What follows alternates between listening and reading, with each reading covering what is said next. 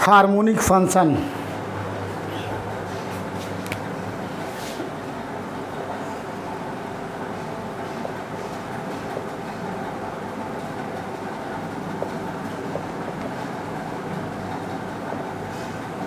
नया टॉपिक आपका harmonic function है। इसके पहले वीडियो में मैंने डेरिवेटिव कराया था, derivative of W in terms of del W upon del R and del W upon del theta. लेकिन हार्मोनिक फंक्शन है, डेफिनेशन समझ लीजिए। हार्मोनिक फंक्शन पे क्वेश्चन पेपर में ज़रूर आता है। तो हार्मोनिक 2007, 9, 12 और 14 और हार्मोनिक केस में आपको 2018 में भी क्वेश्चन आ चुका है। ये आपको देख लीजिए, डिफिनीशन भी आ गया। डिफाइन द हार्मोनिक फंक्शन 2007, 9, 12, 14 में डिफिनीशन आया हुआ है। 2007, 9, 12 और 14 में डिफिनीशन आया हुआ है डिफाइन करने के लिए, और इम्पॉर्टेंट है, इस पर क्वेश्चन ज़रूर आता है।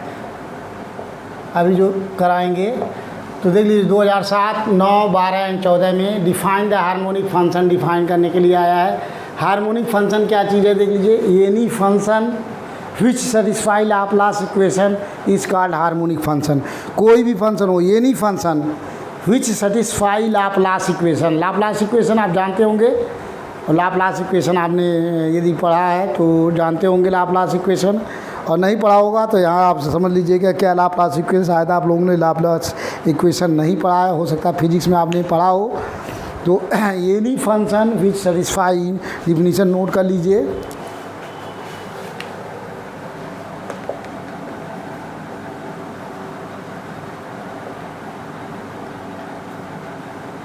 Any function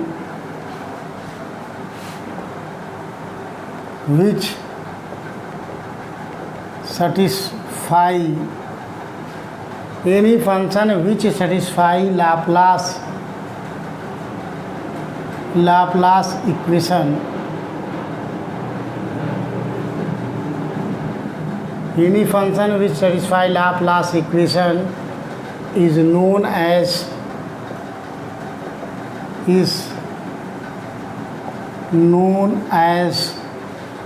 harmonic function, is known as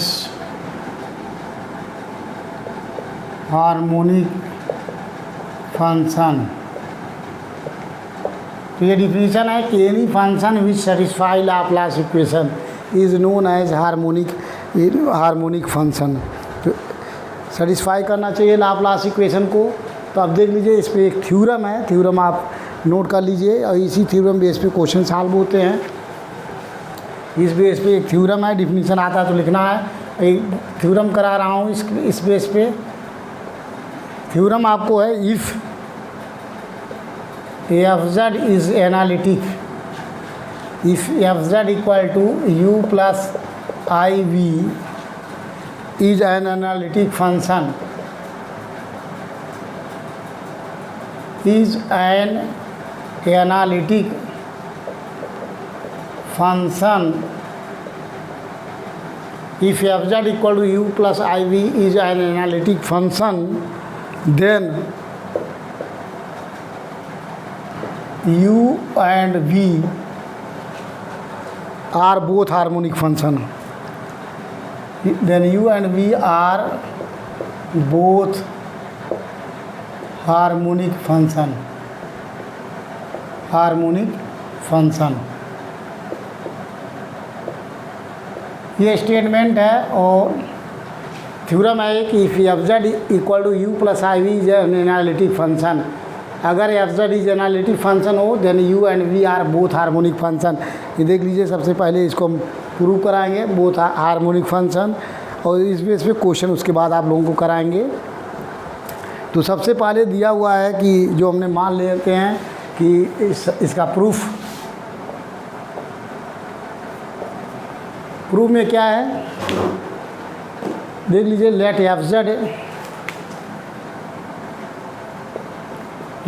Z equal to you plus I V be an analytic function.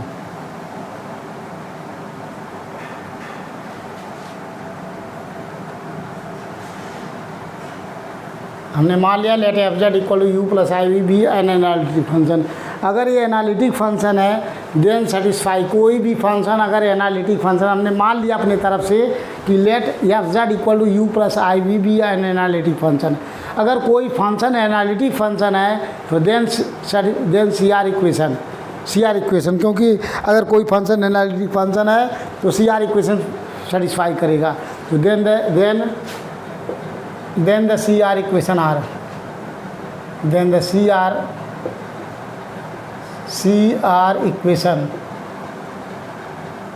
equation means Cauchy-Riemann equation. Then the Cauchy-Riemann equation is then the CR equation are del u upon del x equal to del v upon del y and del u upon del y equal to minus del v upon del x। इसको बना लेंगे equation first, इसको बना लेंगे second. चूँकि हमने मान लिया कि F Z is analytic function, अगर एफ जेड एनालिटिक फंक्शन है then the C R equation ये हो गया। अब हमें ये प्रूव करना है कि u and v are both harmonic. Harmonic function तब होगा, लिखा गया है डिफिनीशन में कि any function which satisfy Laplace equation, कोई भी फंक्शन जो सेटिस्फाई करता हो लाप्लास इक्वेशन को, ऐसे फंक्शन को अगर सेटिस्फाई कर रहा है Laplace equation is known as harmonic function. जो सेटिस्फाई करेगा वही हार्मोनिक फंक्शन कहलाएगा। तो देख लीजिए यहाँ से क्या करेंगे, पहले differentiating equation 1, differentiating 1 and 2 partially with respect to x and y both side। सबसे पहले फर्स्ट को एक्स के यहाँ पर डिफरेंशिएट करेंगे, that is delta 2u upon del x square, ये हो गया del upon del x bracket में delta v upon del y, इसको लिख सकते हैं delta 2v upon del x del y, ये हो गया। इसको बना लेंगे 3 इक्वेशन। इसी तरीके इसको हम y के साथ पे डिफरेंशिएट कर रहे हैं, so delta 2u upon del Y square equal to minus delta 2v upon ये हो गया delta y into delta x, equation हो गया 4। On adding equation third and fourth, left hand side left, right hand side right, so on adding equation third and fourth, on adding equation third and fourth, left hand side left, right hand side right, add करेंगे। देख लीजिए तो यहाँ से हो गया आपका delta 2u upon del x square plus delta 2u upon delta Y square equal to ये हो गया delta 2v upon delta x delta y अब minus delta 2v upon delta Y delta x. अब देख लीजिए फर्स्ट ईयर में पढ़ चुके हैं आप, ये दोनों वैल्यू सेम होता है, तो यहाँ से आ गया delta 2u upon delta x square plus delta 2u upon delta Y square equal to 0। ये हम जानते हैं, ये हम पढ़ चुके हैं। कहाँ पढ़ चुके हैं? ये हम पढ़े हुए हैं पार्शियल डेरिवेटिव में। पार्शियल डेरिवेटिव जहाँ हमने कराया था partial derivative Euler theorem on homogeneous function, उसके पहले हमने यहाँ प्रूव कराया था। यहाँ सिंस लिख सकते हैं, since delta 2v upon delta x delta Y equal to delta 2v upon delta Y delta X, ये दोनों बराबर होता है, इसलिए 0 आ गया। इसको बना लेंगे question number 5।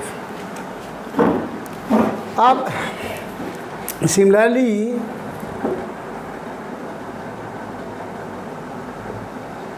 we can prove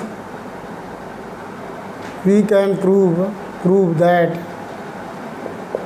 जैसे इसको u के पार में प्रूव किया हूँ उसी तरीके से इसको सिमिलरली प्रूव कर सकते हैं। Delta v upon delta x square plus delta v upon delta Y square equal to 0, ये हो गया 6।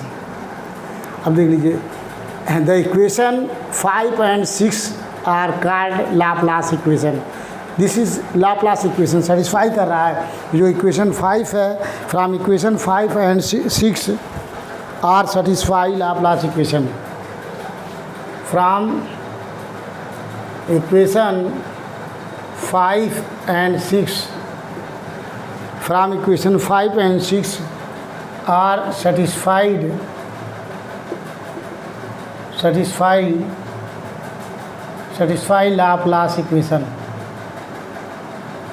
Laplace equation, यही आपका लाप्लास इक्वेशन है। This is Laplace equation. तो चूंकि ये सेटिस्फाई कर रहा लाप्लास है, u satisfy Laplace equation and v satisfy Laplace equation. तो यू भी सेटिस्फाई कर रहा लाप्लास इक्वेशन को, वी भी सेटिस्फाई कर रहा लाप्लास इक्वेशन को। So from equation 5 and 6 are satisfy Laplace equation. इसका मतलब क्या हुआ? Therefore both u and we,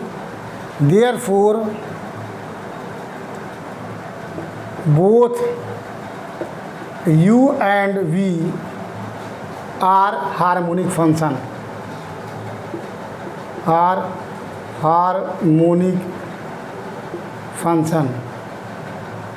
क्यों हार्मोनिक फंक्शन हो गया? यही डिफिनीशन है कि any function which satisfy Laplace equation is known as harmonic function. चूँकि ये सेटिस्फाई कर रहा है इक्वेशन 5 और 6 दोनों सेटिस्फाई कर रहा है लाप्लास इक्वेशन को, तो इसका मतलब हो गया therefore both u and v are harmonic function. अब चूंकि जो हार्मोनिक फंक्शन है वही हार्मोनिक कंजुगेट फंक्शन भी कहा जाता है। Such function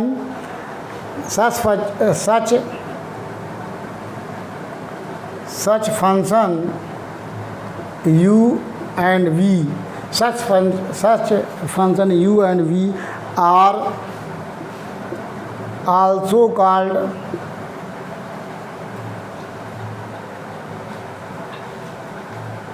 also called conjugate harmonic function, also called conjugate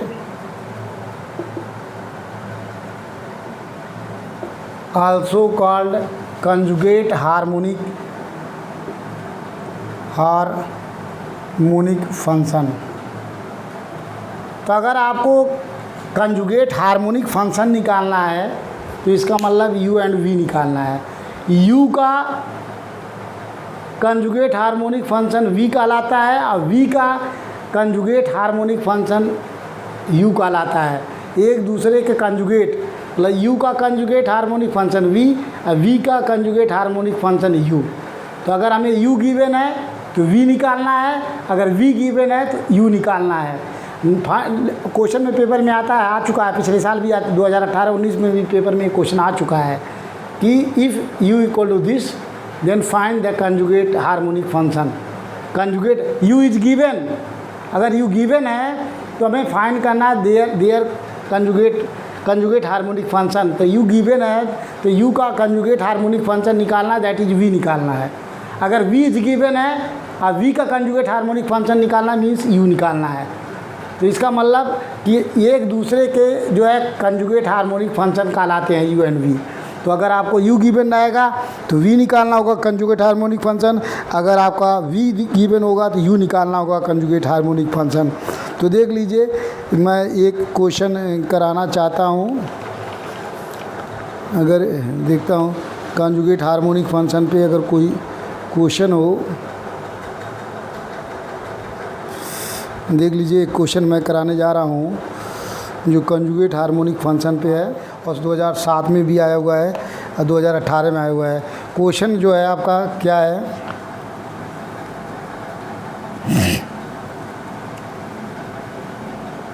– 2018 में आ चुका है ये। So that the function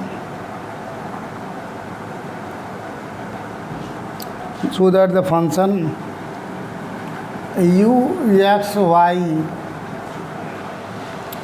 equal to x to power 4 minus 6x square y square plus y to power 4 is harmonic।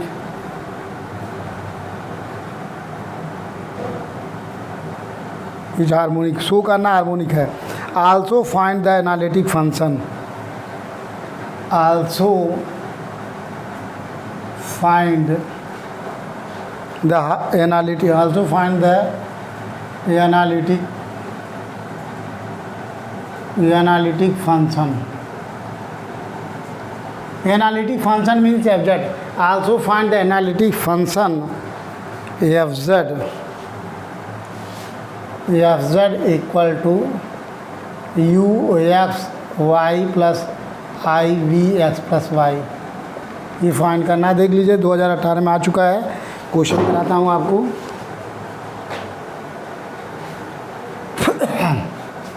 हमेशा every year आता है question, ज़रूर आता है इस पर।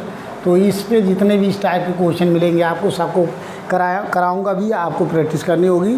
तो आप 10 नंबर कर सकते हैं और कोई टफ ज़्यादा नहीं है। देख लीजिए यू इज गिवन है, यू गिवन है तो हमें वी निकालना है। अब पहले नंबर तो शो करना है, show that the function u is harmonic. Harmonic prove करने के लिए लाप्लास इक्वेशन सेटिस्फाई कराना पड़ेगा। तो देख लीजिए गिवन है u is a function of x y, ये x to power 4 minus 6x² y square plus y to power 4 है। इसको बना लीजिए इक्वेशन 1। तो ये पहले नंबर हमें प्रूव करना हार्मोनिक। हार्मोनिक पर प्रूव करने के लिए यू को सेटिस्फाई करना पड़ेगा लाप्लास इक्वेशन। तो इसको डिफ्रेंशिएट कीजिए, differentiating 1 partially with respect to x and y. पहले एक्स के सापेक्ष कर रहे हैं, देख लीजिए del u upon del x निकालेंगे। एक्स के सापेक्ष डिफ्रेंशिएट करेंगे तो y constant, treating y as a constant. तो एक्स के सापेक्ष क्या करेंगे, वाई कांस्टेंट, तो ये हो गया 4x³ हो गया माइनस 12x वाई स्क्वायर। ये तो कांस्टेंट है, वाई 0 हो गया। फिर अगेन इसी को एक्स के सापेक्ष करेंगे तो delta 2u upon del x square, ये हो गया आपका 12x², ये आया। और इसको करेंगे तो ये हो गया आपका -12y², ये आया। इसको बना लेंगे इक्वेशन सेकेंड। अब इसी को u को y के सापेक्ष डिफ्रेंशिएट करेंगे, क्योंकि हमें लाप्लास इक्वेशन सेटिस्फाई कराना है। So del u upon del y, हमें delta 2u upon del x square निकालना है और delta 2u upon del Y square निकालना है। दोनों ऐड करेंगे, यदि 0 आ जाता है तो इसका मतलब लाप्लास इक्वेशन आर सेटिस्फाई। तो देख लीजिए delta 2u upon del x square निकाल चुका हूँ। अब निकालेंगे delta 2u upon del Y square निकालेंगे, और निकाल के दोनों जोड़ेंगे। यदि राइट हैंड साइड में 0 आ गया hence the Laplace equation are satisfy, hence the function u is harmonic function proof हो जाएगा। सो यू को वाई के सापेक्ष डिफ्रेंशिएट करेंगे, एक्स कांस्टेंट, तो ये 0 हो गया। यहाँ वाई के सापेक्ष करें -12x² वाई हो गया, और प्लस हो गया 4y³।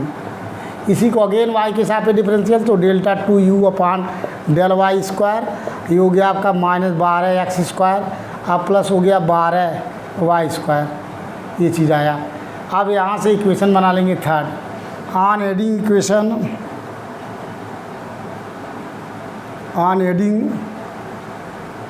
Equation second and third we have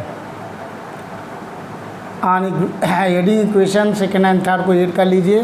so ये देख लीजिए हो गया आपका delta 2u upon del x square plus delta 2u upon del Y square equal to, ये हो गया 12x² माइनस 12y², ये हो गया -12x² प्लस 12y², ये हो गया। यहाँ से देखिए प्लस माइनस कैंसिल, ये हो गया 0। तो that is delta 2u upon delta x² plus delta 2u upon delta y² equal to 0। तो hence which satisfy the Laplace equation, which satisfy Laplace equation। Laplace equation को सेटिस्फाई कर रहा है। Hence u x, y is a harmonic function, is a harmonic function. तो जो हमें prove करना था कि हार्मोनिक फंक्शन है, प्रूफ हो गया एक पार्ट, क्योंकि लाप्लास इक्वेशन सेटिस्फाई कर रहा था हार्मोनिक फंक्शन प्रूफ हो गया हार्मोनिक। अब अगला हमें पार्ट है also find the analytic function. तो एनालिटिक फंक्शन फाइंड करने के लिए हमें वी फाइंड करना पड़ेगा। क्यों निकालना पड़ेगा, एफ जेड इक्वल टू होता है, f z means u plus आई वी। तो हमें u तो गिवन है, लेकिन हमें v निकालना होगा, तभी analytic function f Z find हो सकता है। तो v के लिए आपने पढ़ा होगा। एक देख लीजिए वी क्या है, वी जे फंक्शन आप एक्स वाई फंक्शन है, देख लीजिए। तो यहाँ से सबसे पहले वी निकालना होगा। तो देख लीजिए फार्मूला होता है एक, पढ़े होंगे डी वी। वी क्या है, वी जे फंक्शन ऑफ एक्स वाई है, टोटल डिफरेंशियल ऑफ वी निकालते हैं। V total differential of v की फार्मूला होता है डी वी मीन्स होता है del v upon del x into d x plus del v upon del y into d y. ये formula है total differential of v. पढ़े हुए हैं टोटल डिफरेंशियल, फर्स्ट सेमेस्टर में पढ़े हैं। आइलर थ्योरम के बाद कंपोजिट फंक्शन जहाँ कराया था, आपको याद रखना होगा। जहाँ भी यू गिवन रहेगा वी निकालना होगा तो इस फार्मूले से निकालेंगे, या वी गिवन है यू निकालना हो तो इस फार्मूले से। मोस्ट इंपॉर्टेंट फार्मूला है, फार्मूला आपको याद करना पड़ेगा। आपको यहाँ से d v equal to del v upon del x d x plus del v upon del y d y. अब बाई का अच्छी सी आर इक्वेशन यहाँ से देख लीजिए, बाई सी आर इक्वेशन से यहाँ से बाई सी आर इक्वेशन क्या है, देख लीजिए। सी आर इक्वेशन है del u upon del x means del v upon del y, और जहाँ del u upon del y है वहाँ minus delta v upon delta x. इसका हमेशा यूज करेंगे। अब जहाँ जहाँ देखिए हमें यू के हेल्प से, इसकी हेल्प से हमें वी निकालना है। सो यहाँ से del v upon del x, देखो del v upon del x यहाँ पुट करेंगे del u upon del y into d x plus जहाँ del v upon del y यहाँ पुट करेंगे del u upon del x d y. क्यों ऐसा put करेंगे, क्योंकि हमें del u upon del x की वैल्यू गिवन है और del u upon del y की वैल्यू गिवन है, तो यहाँ हम पुट करेंगे। तो यहाँ से देख लीजिए सबसे इम्पॉर्टेंट है यहाँ से वी निकालना है। So d v equal to ये हो गया minus del v upon del u upon del y की वैल्यू यहाँ दिया हुआ है, ये है ब्रैकेट में minus 12 x square y plus 4 y cube, ये हो गया इंटू डी एक्स, ये चीज़ हुआ। आप प्लस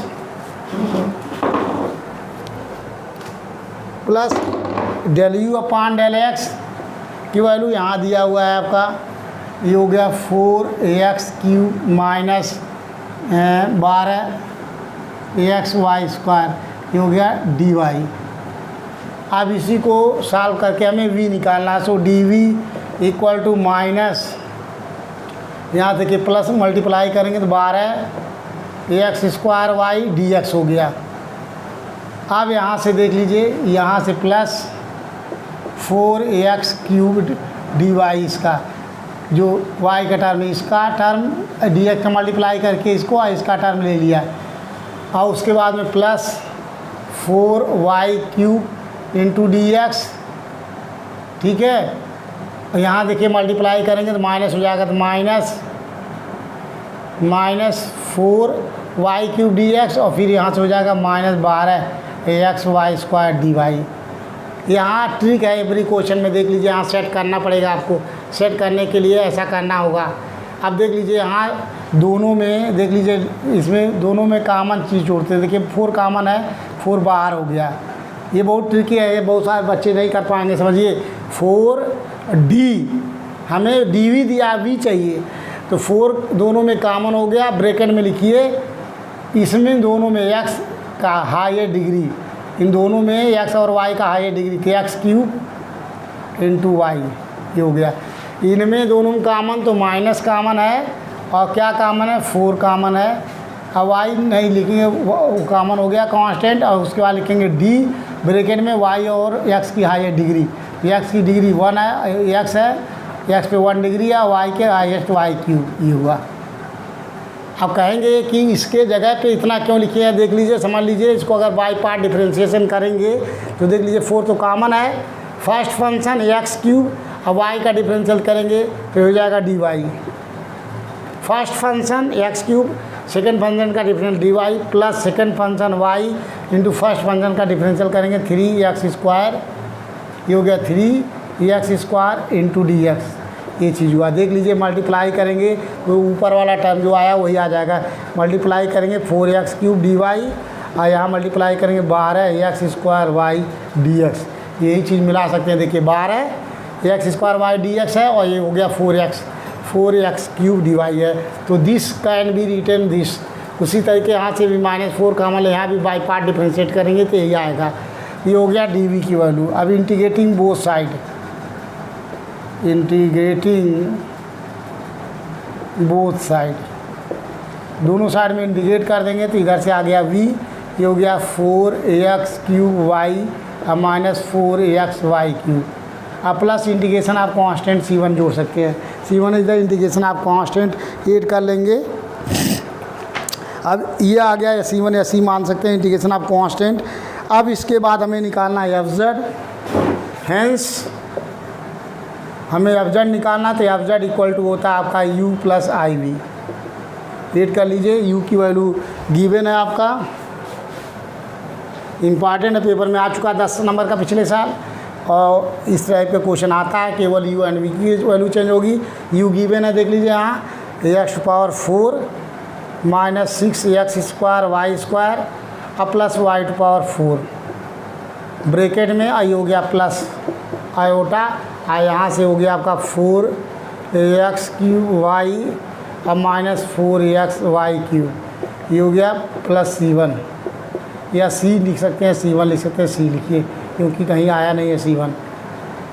ये चीज़ हो गया। अब यहाँ से देख लीजिए, यहाँ भी आपको थोड़ा सा सेट करना पड़ेगा क्योंकि एफ जेड की जो वैल्यू आ रही है, एफ जेड इक्वल टू ये आ रहा है, हमें यहाँ से जो एफ जेड निकालना है जेड के टर्म में आंसर आना चाहिए, एक्स वाई के टर्म में नहीं आना चाहिए। यहाँ भी आपको थोड़ा सा सेट करना पड़ेगा। देख लीजिए, यहाँ से आपको क्वेश्चन में आपको सेट करना पड़ेगा, जो कि यहाँ से लिख सकते हैं क्यूबिक है, 4 पे पावर 4 है, इसको हम लिख सकते हैं, ये जो है कांस्टेंट लेके कांस्टेंट को बाहर करके c1 की कांस्टेंट हो जाएगा। इसको ये हो गया x, देख लीजिए प्लस साइन है, या तो आयोटा हो जाएगा x plus iota i iota पे power 4 plus c1, where c1 equal to iota into c की वैल्यू है, ये एफ जेड की वैल्यू है। अब देख लीजिए, ये लिख सकते हैं एफ जेड इक्वल टू, ये थोड़ा ट्रिकी है, ये z⁴ प्लस c1, ये आंसर आ गया। ये हो गया आपका डेरिवेटिव, लेकिन आप कैसे आएगा इसकी वैल्यू ये आपको समझना है।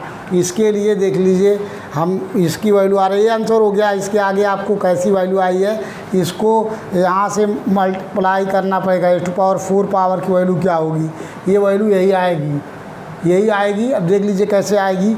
इसको अगर आपको मल्टीप्लाई करना है तो आपको सिंपली मेथड से इसको सॉल्व करना है, तो बायनोमियल थ्योरम से इसको एक्सपेंड कर दीजिए। 4 पावर है, देख लीजिए होता है 4c0 इंटू x⁴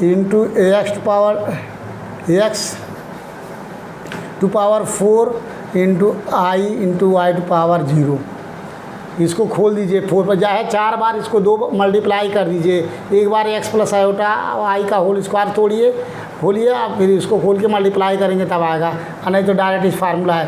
4 पावर था इसलिए हमने 4 पावर में लिखा हूँ, इसलिए आया है। आपको पावर को देखते हुए यहाँ पावर लगाया हूँ, ठीक है। थोड़ा सा फिर देखिए 4c1 ये हो गया x, इसमें से इसको पावर घटा लिखते हैं x3 क्यूब, ये हो गया आयोटा y पे पावर 1 प्लस 4c2 ये हो गया x², ये हो गया आयोटा y का होल स्क्वायर प्लस 4c3 ये हो गया x आयोटा y पे का क्यूब प्लस 4c4 ये हो गया x पे 0 आयोटा y का पावर 4। ये चीज़ है, इसको सॉल्व करेंगे तो वही चीज़ आ जाएगा। अब 4c0 मीन्स 1, आई हो गया x⁴, y⁴ मीन्स 1, ये आया। 4c1 मीन्स 4, आई हो गया x³ ये हो गया आयोटा y।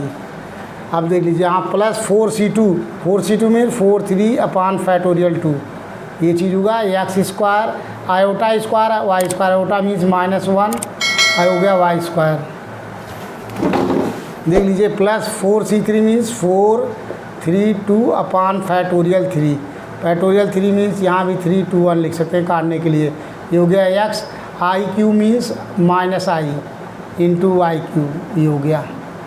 देख लीजिए, और उसके बाद प्लस 4c4 है, 4c4 मीन्स +1, ये हो गया x⁴ मीन्स 1, ये हो गया i⁴ मीन्स 1 वाई पावर 4 ये आया।